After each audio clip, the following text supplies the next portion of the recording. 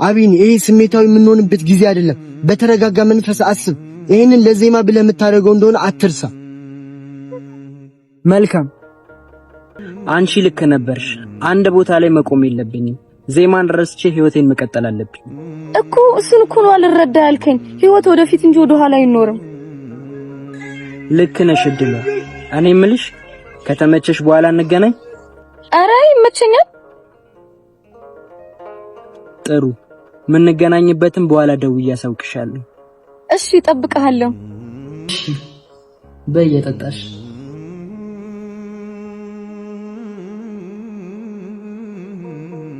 እኮ ህይወትን መጀመር ትችላለህ።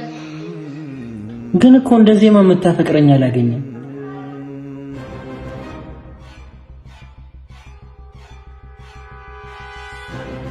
እኔ በጣም አፈቅርሃለሁ። ቆይ እሺ ብዬሽ አብረን ከሆነም በኋላ ዜማ ብትመጣስ?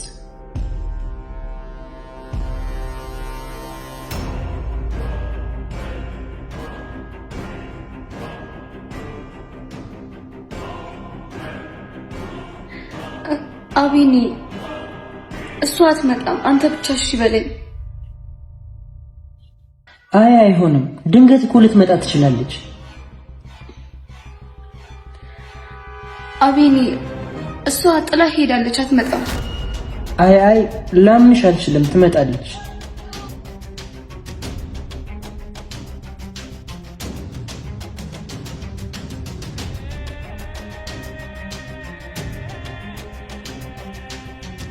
አቢኒ ዜማ መቼም አትመጣም፣ ሞታለች። ምን?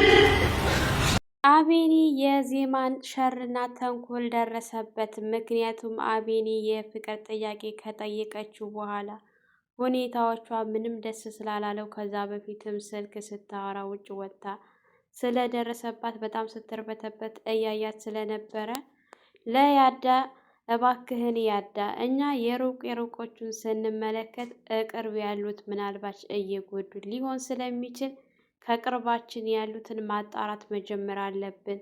በተለይ ደግሞ እድልን ልንከታተላት ይገባል ብሎ ሲለው እንዴት ይህንን ልትል ቻልክ? ሁኔታዎቿ ምንም ደስ አላለኝም። እየወጣች ውጭ ስልክ ታወራለች። እንዲሁም ደግሞ አሁን የጠየቀች ጥያቄ በጣም ነው ግራ ያጋባኝ፣ እድልን እንድጠረጥራት አድርጎኛል ብሎ ሲለው አዎ አንተ ልክ ነህ፣ በዙሪያችን ያሉትን ልንጠራጠር ይገባል። ስለዚህ እድልን ከቤት ከወጣች ጀምሮ ሲከታተሏት፣ እሷም ደግሞ ቀጥ ብላ ወደ ኢዛና ጋር ስለነበር የሄደችው ኢዛናን ስታገኘው በጣም ነው የደነገጡት። ሰላም ሰላም! ውድና የተከበራችሁ የቻናላችን ቤተሰቦች እንኳን ሰላም መጣችሁ። ላይክ፣ ሼር፣ ሰብስክራይብ ማድረጋችሁን አትርሱ። እንግዲህ እድል ከሷ ብቻ ብልጥ፣ ከሷ በላይ ማንም የማያስብ ተንኮል ያለ የሚመስላት እድሏ ዛሬ በኢዛና እንዲሁም ኢዛናን እጎዳዋለሁኝ፣ ኢዛና ለምን እንደዚህ ያደርጋል ብላ ስትል ነበር። ነገር ግን እራሷ ባጠመደችው ወጥመድ እራሷ ገብታበታለች። ምክንያቱም ዜማንና ናቲን አስወግጄ አቤኒን የራሴን አደርጋለሁ ብላ ስትል አቤኒ ግን ከሷን የጀመረው መጠራጠር ሁኔታዎቹ ምንም ደስ ስላላለው ሊያዳ ሁሉን ነገር ነግሮት ያዳም ይሄን ነገር አልተቀበለውም ነበር። ነገር ግን ሲከታተሏት ከኋላ እያሉ ሲሄዱ ሁኔታው እያማራቸው አልነበረም። የሆነ ሰው ስታገኝ ያየችው ሰው ያገኘችው ሰው ኢዛና እንደሆነ ሲያውቅ አቤኒ በጣም ነው የተናደደው። እንዴት እኛ ከተማ ሙሉ እየፈለግነው ያለውን ልጅ እሷ እንዴት በድብቅ ልታገኘው ቻለ?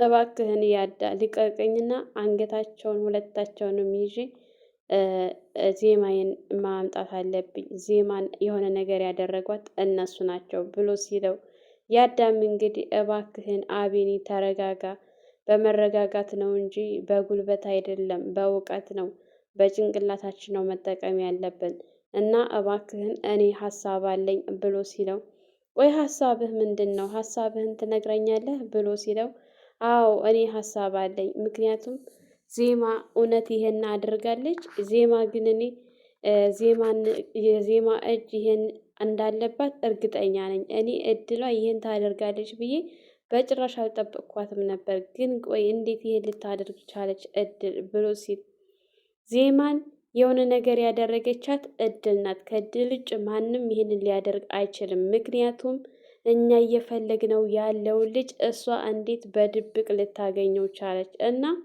ከእነሱ ውጭ ዜማን የሰወራት ማንም የለምና እነሱን ነው መጠየቅም ማፋጠጥም ያለብን ብሎ ሲለው እንግዲህ ያዳ በቃ ዜማን እድልን ለማጥመድ ከቻል በእልክና በጉልበት ሳይሆን በጥበብ ነው። ስለዚህ እቤት እንጥራትና ሀሳብ ቅድም ያቀረበችልህን ሀሳብ ተቀበላት፣ እቤት ትምጣ። ከዛ ቤት ከመጣች በኋላ የምናደርገውን እናደርጋለን ልንገርህ ብሎ ሲለው እሱም እሺ ብሎት ወደ ቤት ተያይዘው ሲሄዱ እድሏ እንግዲህ ሰውየውም ቆይ ረሳችሁት እንዴ? ምን ነው በጣም ገራም የሆንኩላችሁ መሰላችሁ እንዴ? ዝም ስላችሁ ነው ምንድን ነው ብሎ ሲላት እኛ እኮ ያልከንን ብር ስላላገኘንህ ነው እንጂ አርሳንም እንዴት እንረሳለን ስትል አይ በቃ እኔ አሁን ዛሬውኑ ታላመጣሽ ብሩን አንቺ ታውቂያለሽ።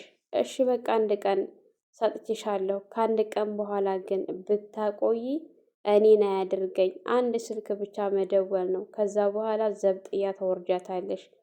እናንተ የሰው ነፍስ አጥፍታችሁ እንደ ልባችሁ ልትኖሩ አትችሉም ብሎ ሲላል ለአቤኒ እንግዲህ አቤኒና ያዳ በጣም ተናደውና ተበሳጭተው ቁጭ ብለው እየተመካከሩ ባለበት ሰዓት እድልና ኢዛናም እንደዚሁ እንመካከራለን ብላ ነበር። ነገር ግን ስታገኘውም በአካል ማንም ሰው እንዲያየን ሰው ካየን ሊጠራጠረን ስለሚችል አንተ ሂድ ብላ ካለችው በኋላ እሱ ግን ነገሮቹ ምክንያቱም ብቻውን በጣም የተጨናነቀ ስለሆነ ይሄን ነገር አብረነው አድርገን እኔ ብቻዬን መጨናነቅ የለብኝም፣ ብቻዬን ማሰብ የለብኝም እና እባክሽን የሆነ መፍትሄ ፍጠሪ ሲላት እሷም እሺ እፈጥራለሁ ስትል ነበር።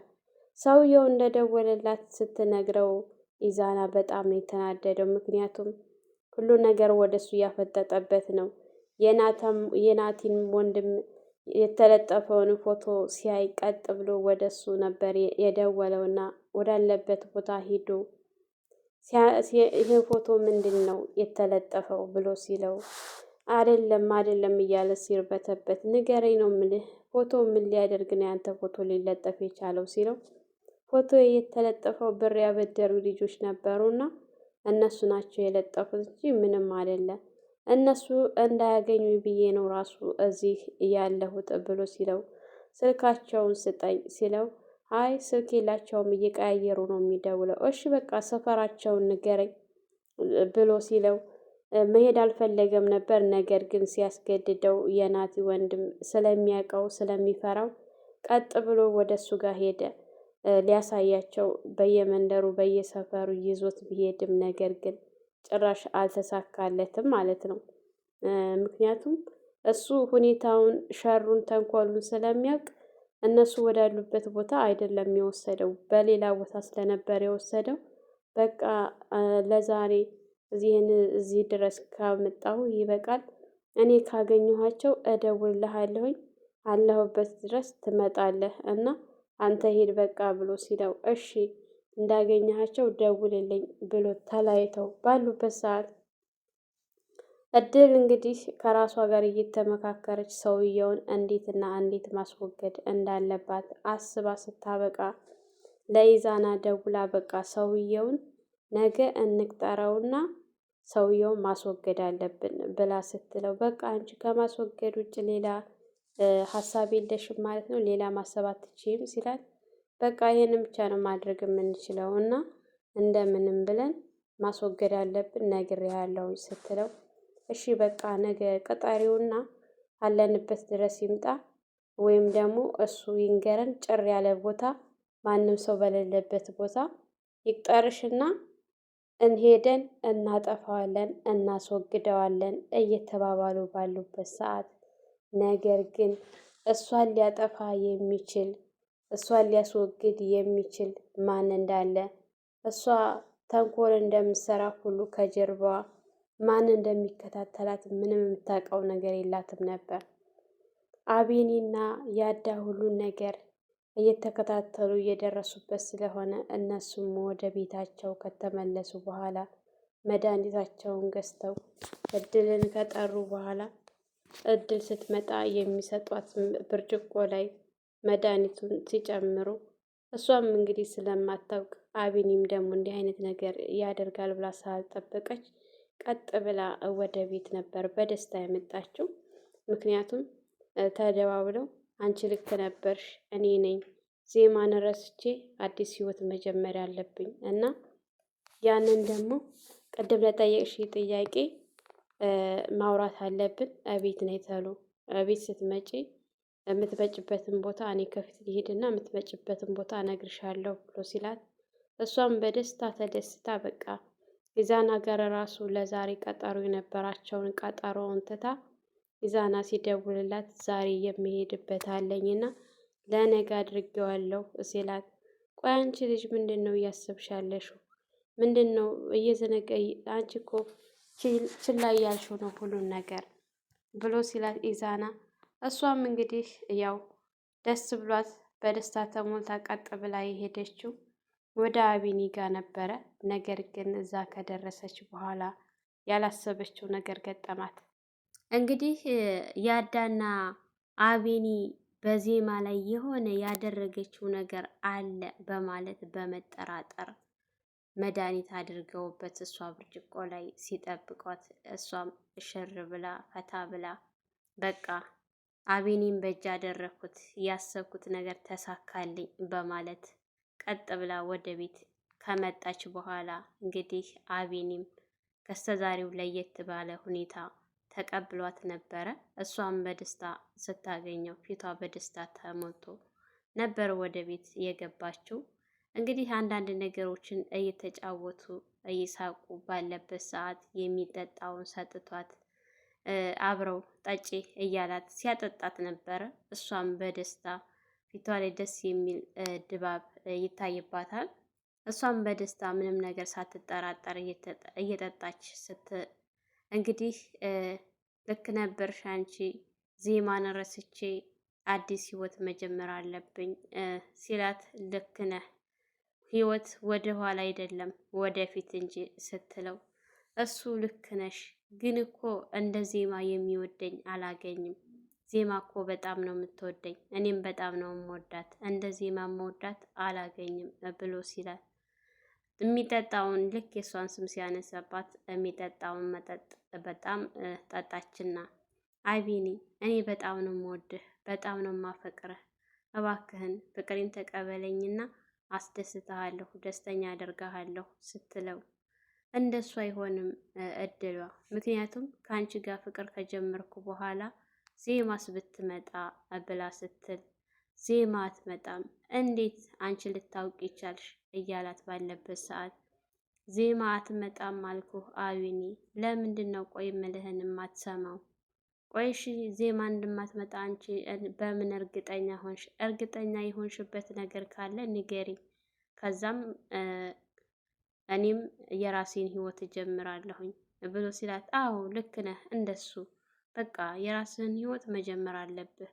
ህይወት ወደፊት እንጂ ወደ ኋላ አይደለችም እና እባክህን እኔ በጣም ነው ማስደስትህ ስትለው፣ ዜማ ልትመጣ ትችላለች አቢኒ በማለት በጣም ተቆጥታ እድሏ ሲላት፣ ዜማ አትመጣም። እሺ የማትመጣበትን ምክንያቱን እኮ ከነገርሽኝ ችግር የለውም የምታውቂው ነገር ሲላት፣ እሷም ዜማ አትመጣም፣ በጣም ርቃ ነው የሄደችው፣ ተመልሳ አትመጣም ስትለው፣ እሱም እንግዲህ በጣም በፍርሃትና በመንቀጥቀጥ ከመጀመሪያውኑ ጀምሮ የሆነ እድል በቃ ያደረገችው ነገር አለ የምታውቀው ነገር አለ ብለው ስላሰቡ ዜማ አትመጣም ሞታለች ስትለው እንግዲህ ምን በማለት በጣም ተደናግጦ ዘሎ ነበር አንገቷን የያዛት ማለት ነው።